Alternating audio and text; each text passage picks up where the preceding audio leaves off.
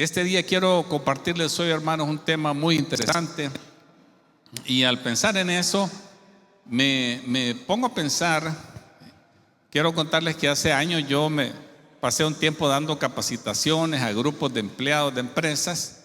Y me recuerdo que con frecuencia yo les preguntaba: ¿por qué ha venido usted a este seminario? Claro, muchos decían: es que hemos oído la fama suya, por eso hemos venido. Será broma, hermano, para que se despierten, les digo eso. No, la verdad es que algunos decían: bueno, es que el tema, ¿verdad?, es bueno, le sirve a mi equipo de trabajo. Pero muchas personas llegaban ahí diciendo: mire, fíjate que se enfermó fulanito y mi jefe me dijo: te toca ir.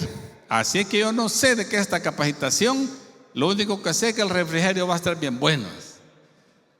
Y eso me hace pensar, ¿verdad? Cuando vamos a un lugar donde supuestamente nos vamos a edificar, a construir la vida, ¿cuáles son nuestras expectativas o para qué vamos?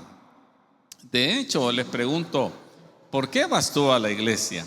¿Por qué? ¿Qué te hace ir a ti a la iglesia?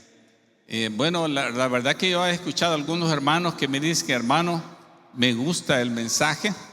De hecho, hubo una señora que nos visitó de los Estados Unidos que me dijo: mi pariente me quería llevar a tal iglesia. Yo le dije: no, yo quiero ir a la iglesia Transformación, que la estoy siguiendo en línea. Imagínense, hermanos, qué tremendo. Y que aquí estuvo la señora, la saludamos. Qué gran bendición, ¿verdad? Pero no sé, ¿por qué vendrás tú? Si te preguntara a ti por qué vienes a la iglesia, pues sí, porque hay que llevar la paz, ¿verdad?, con el cónyuge, porque si no, no me dan almuerzo, o mi mamá me trae. ¿Qué será lo que te hace venir a ti a la iglesia? Entonces, hay muchas razones. La música les puede gustar a algunos aquí tienen amigos, algunos han oído que dan buen refrigerio, ¿verdad?, café con pan y todo, cosas así. ¿Qué cosas te harán a ti venir a la iglesia? Lo que sea que piense que es la iglesia, hermano, es bien importante que todos sepamos que la Biblia dice que la iglesia no es un lugar, no es un edificio, ni tampoco es un evento. ¿Me están escuchando, hermano? La Biblia nos dice que la iglesia no es un lugar, no es un edificio y no es un evento. Lo que sí nos dice la Biblia que es la iglesia es que la iglesia es una familia. ¿Y cómo así?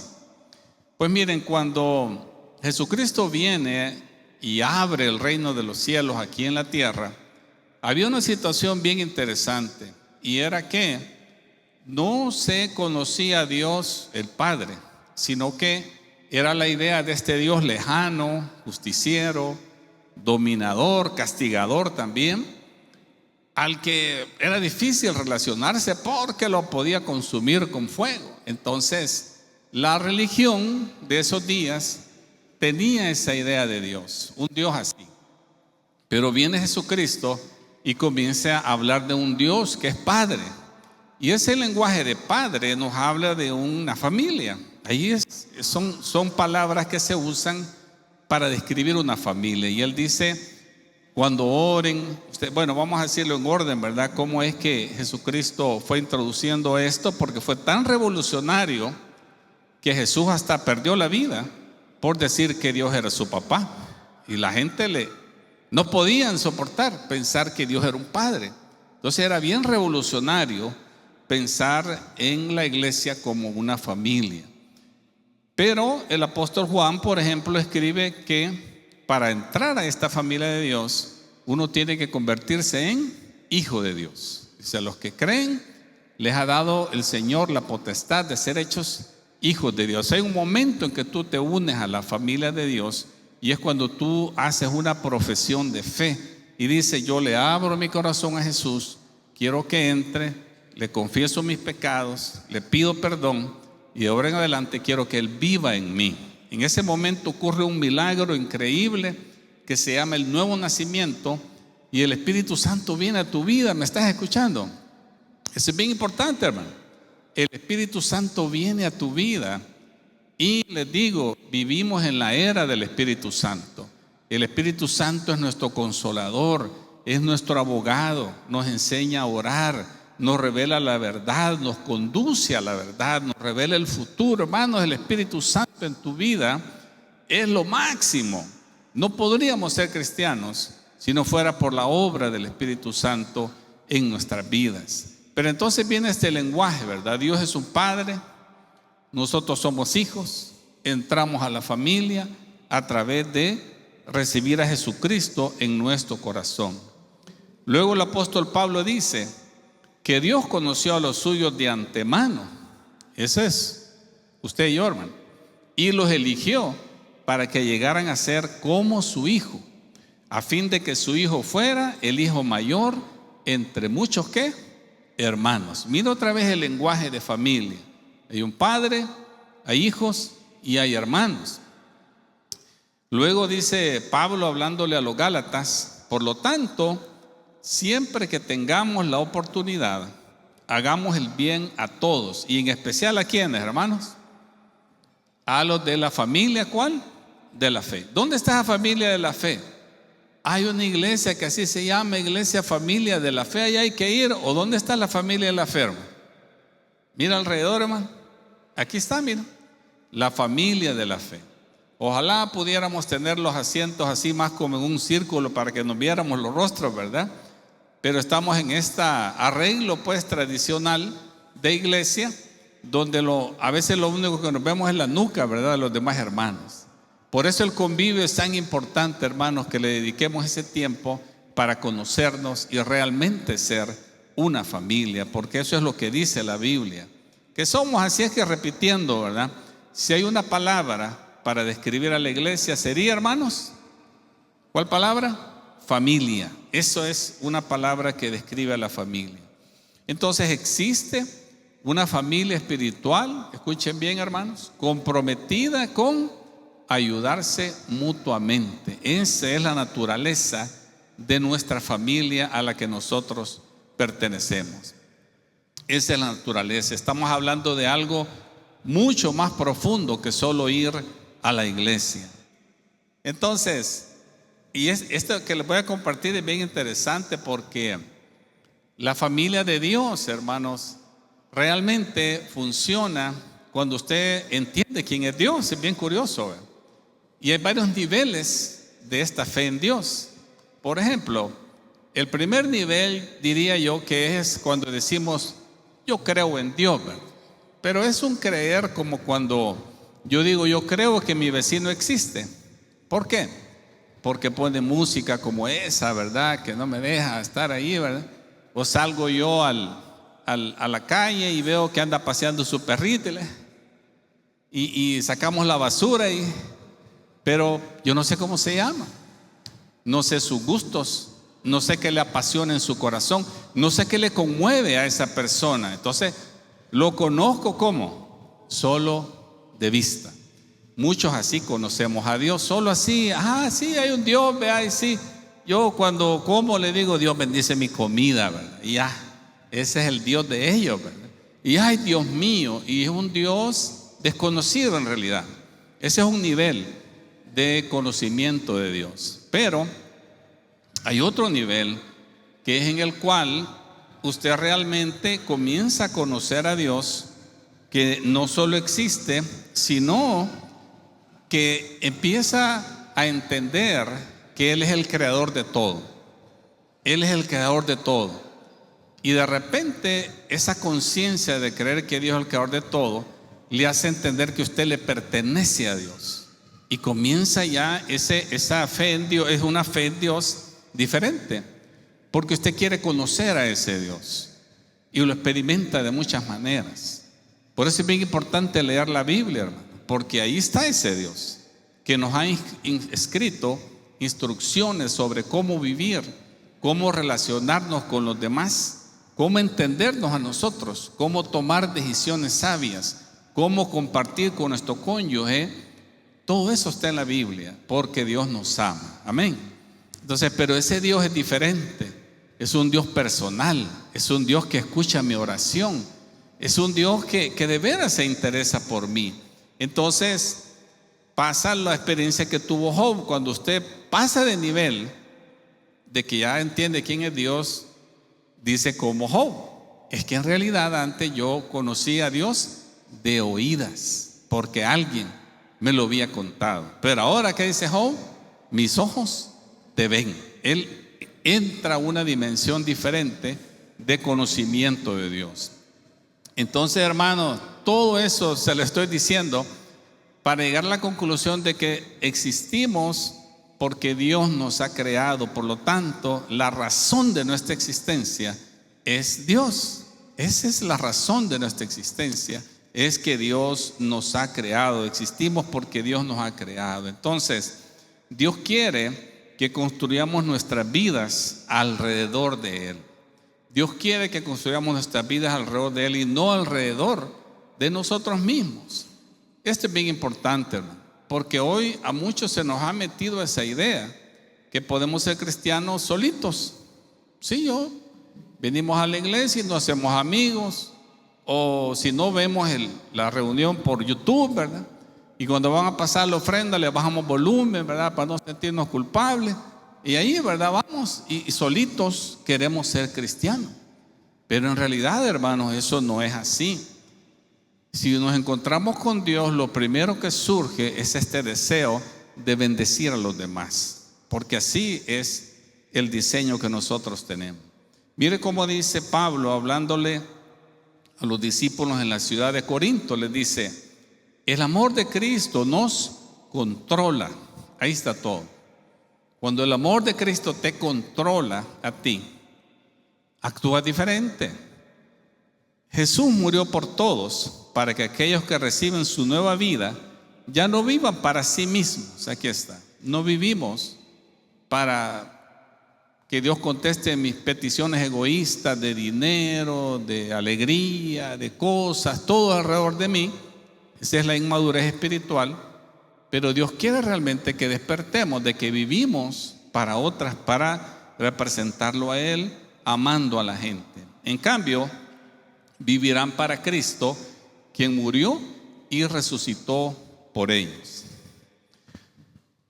Les cuento que hace muchos años con mi familia vivimos 4 años en los Estados Unidos, y como fuimos a estudiar, pues le vieron estudiantes una vida de escasos recursos. Recuerdo que cuando llegamos a la casa, pues no teníamos muebles. Pusimos a nuestras hijas a dormir en la alfombra. Gracias a Dios que había alfombra, ¿verdad? Y las niñas estaban chiquitas. Y ellas felices, ¿verdad? Pero cuando ya a nosotros nos empezó a doler la espalda, ¿verdad? Con Raquelita, dijimos: no, tenemos que ir a comprar una cama, porque esto no puede seguir así. Y ahí en la universidad había un amigo mío que tenía un pickup o una troca, como dicen allá, ¿verdad? Y este amigo, un norteamericano joven, que me aceptó acompañarme porque yo había encontrado en los anuncios clasificados que en un lugar vendían un colchón usado. Fíjense, nos vamos en el pickup. Pero llegamos a un vecindario, hermanos, que les diré que me puso un poco nervioso. Luego tocamos la puerta, y cuando se abre la puerta, la escena realmente es casi una casa de mafiosos, ¿verdad? Y gente tomando sin camisas. En aquel tiempo, ¿verdad? Unos tatuajes bien interesantes, hermano. Y luego ahí también vivía su familia.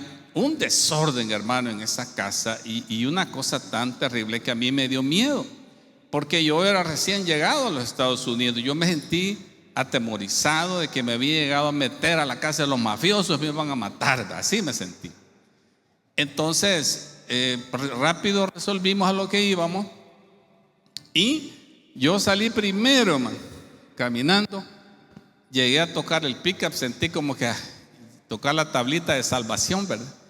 Y le dice yo: y le digo a mi amigo: gracias a Dios que salimos de ahí. Pero cuando yo le digo eso y lo veo a él iba llorando.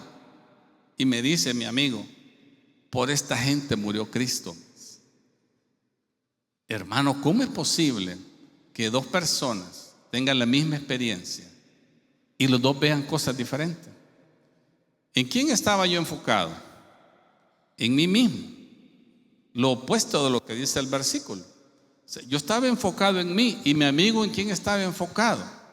En Cristo, que ama al pecador, porque de otra manera esta gente, si no se arrepiente, va a ir al infierno. Y entonces eso a él le conmovía y lloraba, mi amigo.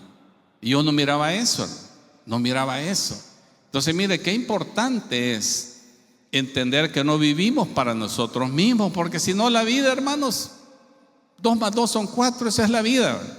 Pero cuando tú vives enfocado en Cristo, lo primero que haces es comienzas a servir a los demás. ¿Me estás escuchando? Eso es lo primero que Dios te lleva, es a servir a los demás, a salir de tu egoísmo. Entonces dice que Jesús nos amó tanto que murió por nosotros, y nosotros correspondemos a ese amor amando a la gente, viviendo para Él. Así que estamos diseñados para convertirnos en verdaderos adoradores. Esto es bien importante, hermanos. La adoración no solo es cantar, la adoración es con todo nuestro ser: espíritu, alma, cuerpo y bolsa, hermano, cartera, cuenta bancaria también va.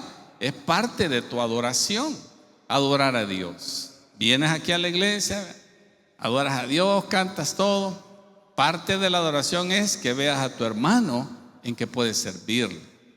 Parte de la adoración es que tú das a la obra. Bien interesante esto de dar, hermano. Va más allá de que aquí en la iglesia hay necesidad de pagar cosas. No, en realidad esta es una oportunidad para que tú ejercites tu confianza en Dios. Cuando tú das, pero no estoy hablando de que das las monedas que andas en la bolsa, ¿verdad? No, cuando tú das en serio, y algunos damos nuestros diezmos, significa el 10% de nuestro ingreso. Es un buen pedazo del ingreso. Entonces lo primero que pasa cuando uno está aprendiendo ese ejercicio de fe es: me va a hacer falta, mejor lo voy a dejar de último. Como aquel niño, ¿verdad?, que la mamá le da 2 monedas de 25 para, ¿cómo decimos? Corazón, ¿verdad? 2 coras para la iglesia. Y le dice: vaya, esta cora es para la ofrenda, esta cora es del Señor, y la otra cora es para ti, para que compres algo. Y dicen que ve el niño jugando con las 2 monedas en la calle, y se le cae una y se va en el tragante, y dice el niño: se me perdió la cora del Señor, dice. Así somos nosotros, ¿verdad? Nos viene el sueldo y papá pagar todo, y al final ya no me alcanzó para el Señor. Así somos. Entonces, dar, hermano, pero dar en serio, ¿verdad? Es un ejercicio de fe. Dios no quiere tu dinero. ¿Crees que Dios necesita dinero? Dios no quiere tu dinero. Dios quiere tu corazón. Por eso es que Él nos da la oportunidad de dar. Se me viene a la mente el rey David, cuando se sintió bien cargado en su corazón por una tragedia que había pasado en su país, en Israel, y él decidió hacer un sacrificio y fue al lugar, y la gente se sintió muy honrada que el rey llegara a usar su terreno para hacer el sacrificio, tanto que esa familia le dicen a David: tómalo, te lo regalamos, para nosotros es un honor que el rey haga ese sacrificio. Y esta es la frase bien importante para todos los cristianos. Dice David: no, le dice, te lo voy a pagar lo que vale. No voy a presentar un sacrificio a Dios que no me cueste nada. ¿Estás escuchando? Eso es la adoración. Es que tú entiendes para qué son las riquezas, para qué son las cosas que Dios te da, y entonces das a la obra de Dios, das a la gente, eres generoso con las causas buenas. Cuando el otro domingo, hermanos, por cierto, vamos a estar recibiendo los víveres, las donaciones que vamos a traer, que vamos a tener la mesa de bendición para todos los que están pasando necesidad en la iglesia. Vamos a tener esas canastas para familias de 2, de 5 personas, y se les va a dar mientras salen de su problema. Entonces yo sé que ustedes van a venir, hermanos, amén, y vamos a traer y vamos a llenar eso. Les recuerdo pues que tenemos un equipo a cargo de eso, y vamos a poner en un lugar visible una caja amplia para que ustedes puedan traer las donaciones. También van a estar canastas ahí que dicen vale tanto, y usted también puede decir: yo compro una canasta para que se la den a alguna persona en necesidad. Entonces, la adoración, hermanos, es más que cantar. Es todo nuestro ser, espíritu, alma, cuerpo y la bolsa. Amén. Todo es adorar a Dios, quiere eso, es una fe con una fe que lo hacemos. Entonces, nuestra familia espiritual, Dios la ha creado para que nos ayude a crear espacios y oportunidades para adorar a Dios. Mira lo que dice el Señor en su palabra, hablando a los hebreos, dice: y no dejemos de congregarnos, como lo hacen algunos, sino animémonos unos a otros, sobre todo ahora que el día de su regreso se acerca. Ahora, el texto no está hablando de que tú te saltaste un domingo. El texto está hablando que ya no apareciste en la iglesia. Eso está diciendo aquí, que ya no quisiste ir. ¿Por qué? Perdiste la visión de que la iglesia es una familia, y tú te has quedado con la idea de que la iglesia es el culto, el edificio, el evento, y no llegaste a comprender que la iglesia es una familia espiritual que Dios te da, en la cual que si tú entras, hermano, es un gran privilegio ser parte de esta familia. Y entonces, ¿cómo vamos a dejar a nuestra familia, hermanos? ¿Verdad que no? No se espera que dejemos a la familia. Hasta los parientes más difíciles, ¿verdad? Lo que hacemos es decir: es que así es él, ¿verdad? Pero ahí lo aguantamos siempre las navidades, ¿verdad?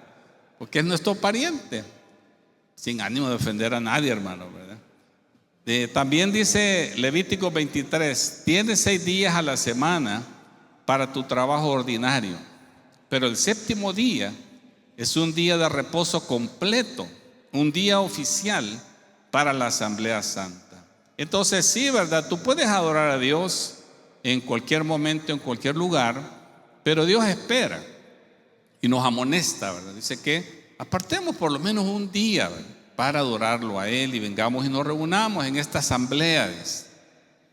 Bien interesante cuando un judío que está acostumbrado, un judío practicante, ¿verdad?, que practica su religión y guardan centenares de mandamientos, de reuniones y de oraciones y de actos religiosos, y ellos se convierten a Cristo y se quedan asombrados que nosotros lo único que hacemos es ir el domingo a la iglesia, y ya estuvo, dice, y eso es todo lo que ustedes hacen, ¿verdad? Porque están acostumbrados a adorar a Dios, pero con todo su tiempo, sus energías y su riqueza.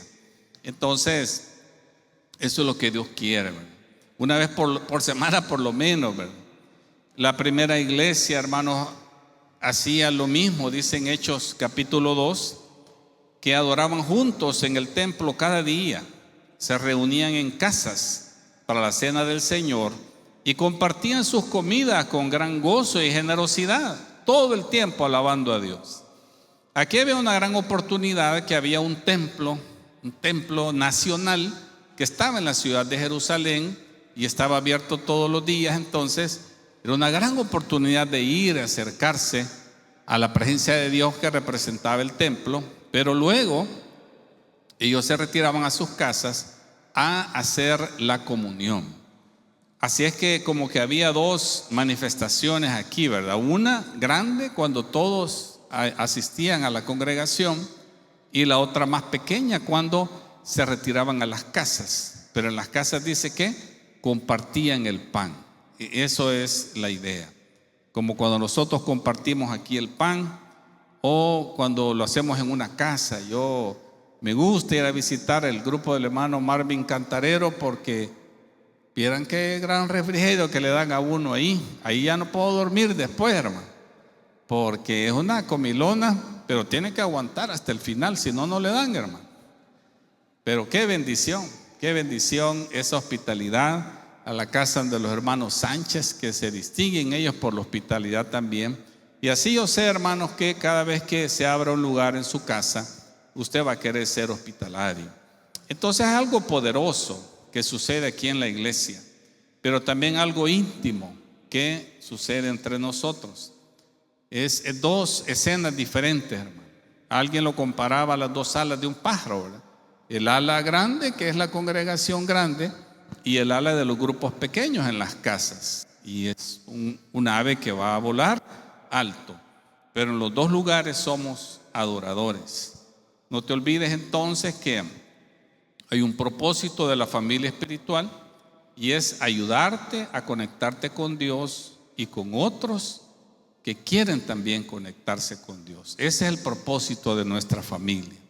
Cuando yo estaba recién convertido, me recuerdo que me enseñaron que uno tenía que seguirse congregando, porque si no era como un fuego, que si uno es uno de esos leños encendidos y los sacan del fuego, va a llegar el momento que se va a apagar. Entonces es bien importante que nos animemos todos a seguir sirviéndole al Señor, que no nos apartemos de la familia de la fe.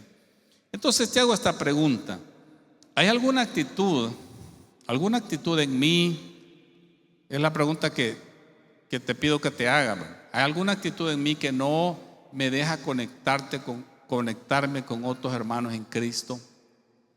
¿Habrá alguna actitud en ti que no te deja conectarte con otros hermanos en Cristo? Esto de la actitud es bien interesante cuando lidiamos con los hermanos. La primera vez que me eligieron a mí líder de jóvenes en mi iglesia, pues era un jovencito muy inseguro y eso me hacía bien introvertido, pero me ponen de líder de joven. Entonces yo dije, bueno, como sea, yo voy a estar en la entrada y voy a estar saludando a los jóvenes que van entrando, pero para mí era un gran sacrificio salir de mi personalidad y ponerme ahí a sonreír y dar la mano. Era algo que estaba viendo mucho más allá de lo que yo podía hacer. Pero de repente estaba dando la bienvenida y ya había sentido qué bonito esto, ¿verdad? Estaba dando la bienvenida y ya me sentía bien. Y en eso entró uno de los jóvenes de la iglesia con un invitado. Pero este invitado, inmediatamente que me conoció, me hizo una broma tan pesada, tan fea, que yo me sentí ofendido.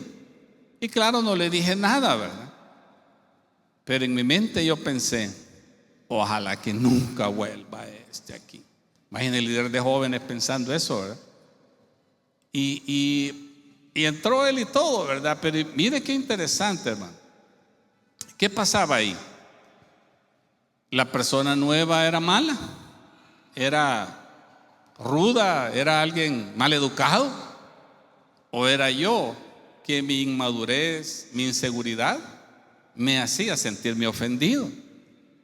Eso de la actitud es bien importante, hermano, porque mira, yo quisiera que aquí a la iglesia viniera toda la gente más linda, ¿verdad? Bien peinaditos, bien educados, con títulos, con dinero, bien vestiditos, como dicen la gente, ¿verdad?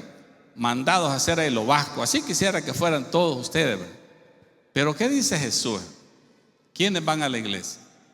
Dice, los sanos no tienen necesidad de médico, y se refería a que Él era el médico. ¿Quiénes necesitan a Jesús? Los enfermos, la gente que está enferma del alma. Entonces, en ese sentido, la iglesia, hermano, es como un gran hospital donde viene la gente enferma. Entonces, ¿por qué te digo eso, hermano? Porque hay que tener paciencia con que me recibieron a mí, hermano, te recibieron a ti. Miren, hay gente que da testimonio que ebrios entraron a la iglesia y recibieron a Cristo después, y hoy son grandes personajes cristianos.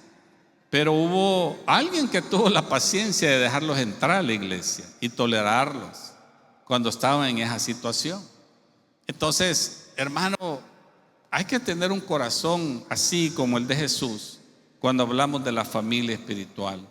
No te olvides entonces que la primera función de tu familia espiritual es ayudarte a conectar con Dios. Y me conecto a Dios conectándome a sus hijos.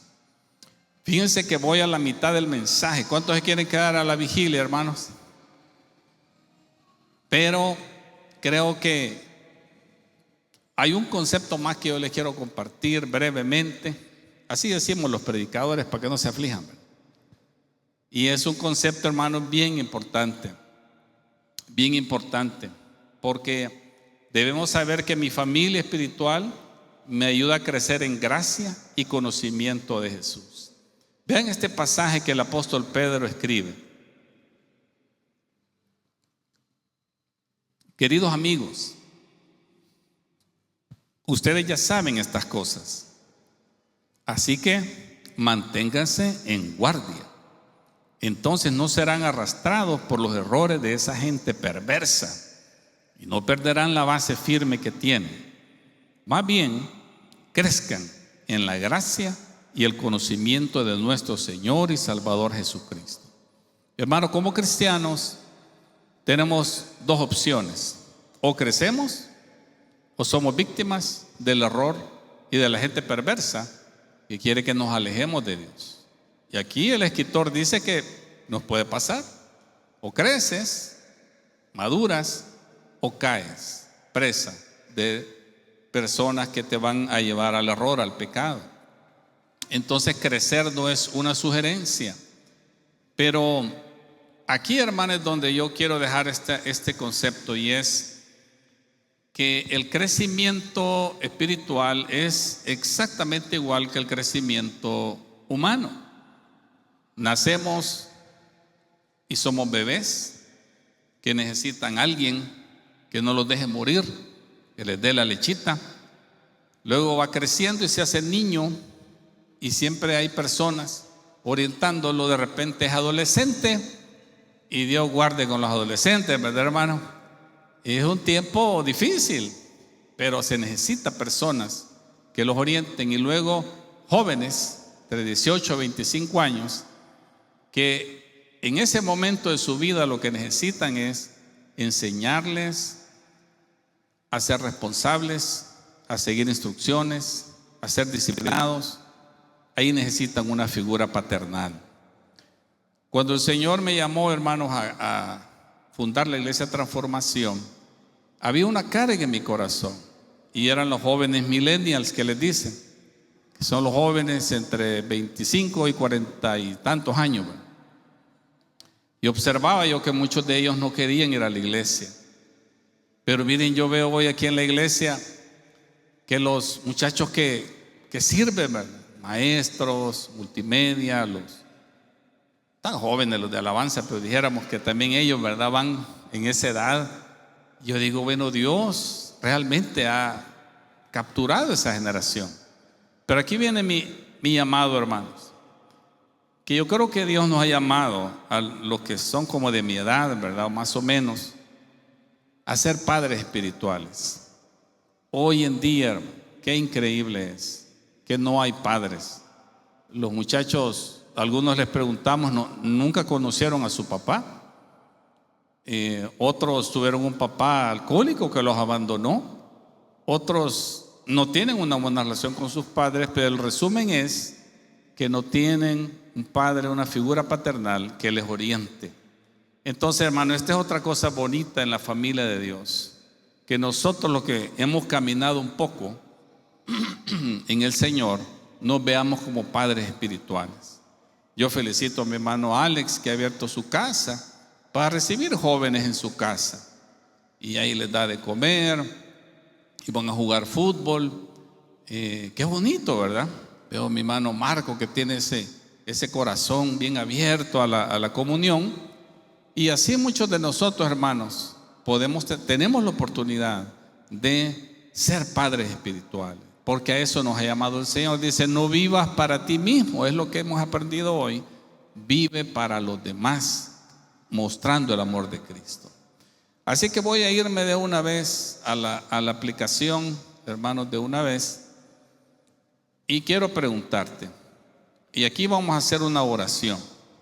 Examina tu corazón y pídele al Señor que te ayude a vencer cualquier barrera que te impida conectarte con su familia. ¿Y qué paso puedes dar hoy para conectarte a la familia de Dios? Cierra tus ojos, hermano, y yo te voy a hacer esta pregunta para que te la vuelvas a hacer ahí en oración. Pregúntale al Señor, Señor, ¿qué actitud habrá en mí que no me deja conectarme con tu familia? Si ellos son hijos tuyos, tenemos el mismo Padre espiritual, si somos hermanos, ¿qué hay en mí ¿Qué actitud incorrecta habrá? Habrá orgullo, habrá resentimiento, habrá temor de ser rechazado, o habrá temor que se aprovechen de mí. ¿Qué habrá, Señor? Pregúntale al Señor esto en tu corazón, hermano. Es muy importante, porque lo que ahora te voy a pedir es que pienses qué puedo hacer con respecto a esa cosa que no me deja conectarme con mi familia espiritual. Porque aquí estamos, pero ¿qué habrá en mi corazón que no me deja? Habrá quizás rechazo por alguna mala actitud que los líderes hemos tenido. Hermano, si es así, acércate y verás, no queremos ofenderte, no quiero yo ofenderte. Y si hay algo ahí, qué importante es que hagamos las paces y que le abramos nuestro corazón al Señor para ser una familia. Siempre van a haber situaciones difíciles, incomprensiones en la familia, pero tenemos que perdonarnos, hermano. Tenemos que perdonarnos. Y el Señor nos llama hoy a tener ese corazón. Espero que el Señor te haya hablado a tu corazón a través de la palabra de Dios y que quieras abrirle tu corazón a Jesucristo. Es la mejor decisión que puedes hacer. La Biblia dice que el que tiene al Hijo de Dios tiene la vida. El que no tiene al Hijo de Dios no tiene la vida. Y ahora tú puedes hacerlo a través de una sencilla oración. Repite conmigo en tu corazón y dile: Señor Jesucristo, reconozco que he estado apartado de ti. Reconozco que no puedo vivir sin ti. No puedo hacer la vida sin tu poder. Ayúdame, entra a mi vida, perdona mis pecados. Reconozco que tú eres mi Señor y Salvador. Te quiero dar las gracias por tu sacrificio en la cruz y porque ahora vives en mi vida. Gracias, Señor Jesús. En tu nombre, amén. Seguir adelante a buscar una iglesia donde congregarse, o si quieres congregarte con nosotros para que des los pasos iniciales a través del proceso, dijiste que sí. Te esperamos.